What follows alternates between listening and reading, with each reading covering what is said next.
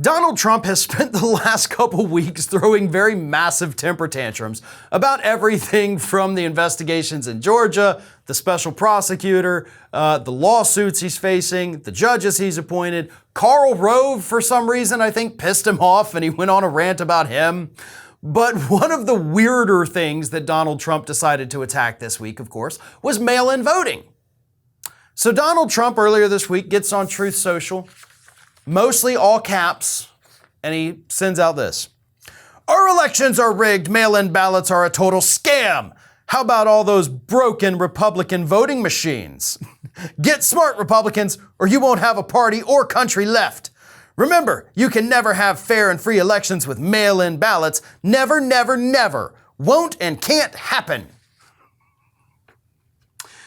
What he's doing here, and I love the fact that he doesn't even realize this is what he's doing, he's disenfranchising Republican voters. Who's the core base of the Republican voting bloc? Older people. Who's the core base of voting by mail? Older people. So by telling these people, some of whom no longer have transportation, right? So they can't physically go down to the voting booth. Some of them are not in good enough health to make it down to a polling booth, so they vote by mail. It's a very common practice. Republicans down here in Florida that has a huge elderly population, they are solely reliant on mail-in voting to push them over the top each election.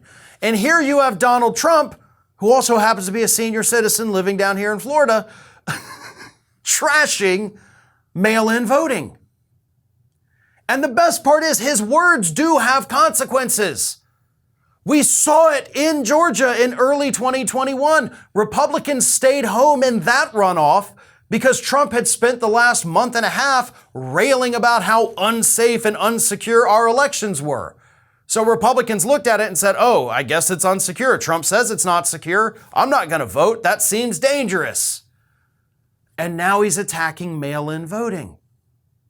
See, what happened, and I'll use Florida again as an example because this is absolutely hilarious, is Republicans in the state of Florida, who have firm control over our state and have for decades now, passed a bill that limited who was allowed to vote by mail. And then immediately after passing it, reports surfaced of them worrying behind the scenes like, oh crap, I think we just disenfranchised our entire base here in Florida. Like, most people who vote by mail in Florida are actually Republicans, and we just made it harder for them to do that. Oh God, we gotta fix it. And that's exactly what they did.